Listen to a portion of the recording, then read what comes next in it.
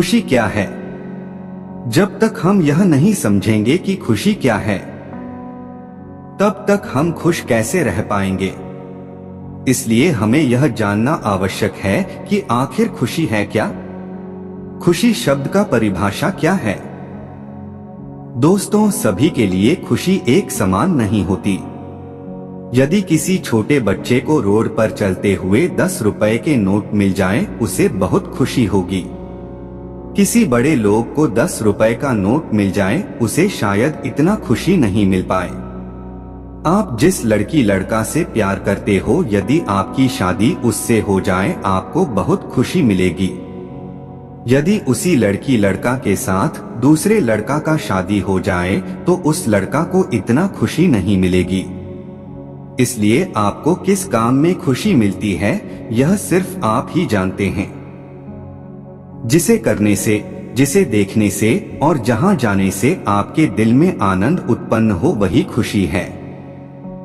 उसे देखकर जो चेहरे पर खुशी आती है, वह सोचती हैं कि बीमार का हाल अच्छा है। मुझे कभी कभी बैंक जाने का मौका मिलता है। वहां कई बूढ़ी माताओं का 400 रुपए वृद्धा पेंशन आती है। 400 रुपए पाने पर उसके चेहरे पर जो खुशी आती है, उसे हम शब्दों में बयान नहीं कर सकते हैं। जबकि किसी बड़े लोगों को के लिए वह 400 रुपए कुछ भी नहीं होता। इसलिए सभी व्यक्तियों का खुश के कारण अलग अलग हो सकते हैं, लेकिन खुश कैसे रहा जाए, यह नियम सभी व्यक्ति पर एक समान लागू होता है। जैसे पैसे देखकर सब लोग खुश होते हैं, भले वह 2 रुपए हो या 2 लाख।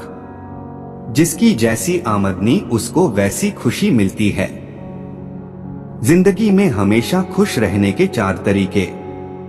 मैं आपको कुछ तरीके बता रहा हूं, जिसे अपनाकर आप अपनी जिंदगी में हमेशा खुश रहेंगे।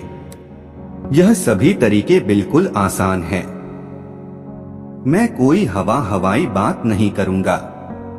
एक आम व्यक्ति जो नियम पालन कर सकता है, सिर्फ उन्हीं बातों का मैं चर्चा करूंगा। एक मोटिवेशनल कहानी पढ़े। जब जब आपको लगे कि इस दुनिया में सबसे दुखी इंसान मैं हूं या जीवन कभी भी परेशानी आए, तो आप मोटिवेशनल कहानी जरूर पढ़े। इस कहानी में कई सच्ची घटना का उल्लेख किया जाता है। सच्ची मोटिवेशनल कहानी में बताया जाता है कि मनुष्य किस प्रकार अभावग्रस्त होकर भी अपना लक्ष्य प्राप्त कर लिया।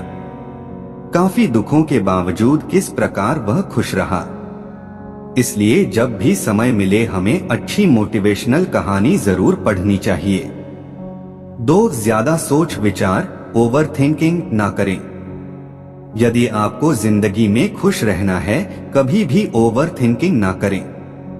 ओवर थिंकिंग एक बीमारी है जो हमें पिछले जिंदगी में ले जाती है, जिसे सोच सोच कर हम दुखी होते रहते हैं। महिला में यह समस्या ज्यादा पाया जाता है। जब भी वह फ्री बैठती हैं, तो ओवर थिंकिंग शुरू कर देती हैं। जैसे 5 साल पहले मुझे मेरी सासू माँ ने यह बात बोला था। उनको यह बात नहीं बोलना चाहिए। 3 साल पहले मेरे देवर ने मेरी बेइज्जती की थी। उसे ऐसे नहीं करना चाहिए। इस तरह की बातें सोच सोच के वह अपना जीवन को दुखी करती रहती है। इसलिए कभी भी ओवर थिंकिंग ना करें। 3, स्वस्थ रहें, मस्त रहें। बड़े बुजुर्ग कहते थे, पहला सुख निरोगी काया। स्वस्थ जीवन ही सबसे बड़ी सुख होती है। आपके पास करोड़ों की संपत्ति है, लेकिन आपका शरीर स्वस्थ नहीं है। आप कितना भी चाहें, खुश नहीं रह सकते हैं। खुश रहने के लिए स्वस्थ रहना जरूरी है। इसलिए अपने स्वास्थ्य पर विशेष ध्यान दें। समय से दैनिक क्रिया करना शुरू कर दें। योगा और व्यायाम को अपने दिनचर्या में शामिल करें। अच्छे खानपान पर भी ध्यान दें। 4, दूसरों से तुलना मत करें।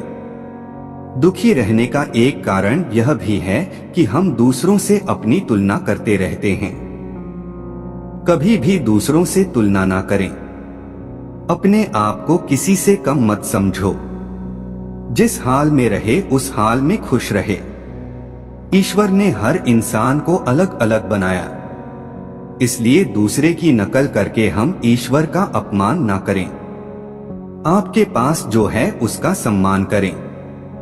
कोई भी इंसान इस दुनिया में पूर्ण नहीं होता। सभी के पास कुछ ना कुछ कमी जरूर होता है। इसलिए कभी भी अपनी तुलना दूसरों से ना करें।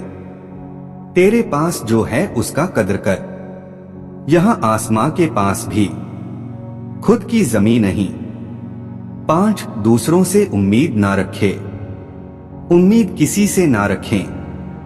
एक पुरानी भजन है, दाता एक राम भिखारी सारी दुनिया। देने वाला दाता केवल एक ही है, राम। पूरा दुनिया भिखारी है और भिखारी से क्या उम्मीद आप कर सकते हैं। इसलिए आप हमेशा भगवान से उम्मीद करें। हमेशा अपने आप से उम्मीद रखनी चाहिए, क्योंकि उस ईश्वर की संतान है जिसने आपको दुनिया में भेजा है, जो आपके अंदर समाया हुआ है। अपने आप से उम्मीद रखना ही ईश्वर की सच्ची श्रद्धा है। नमो बुद्धाय।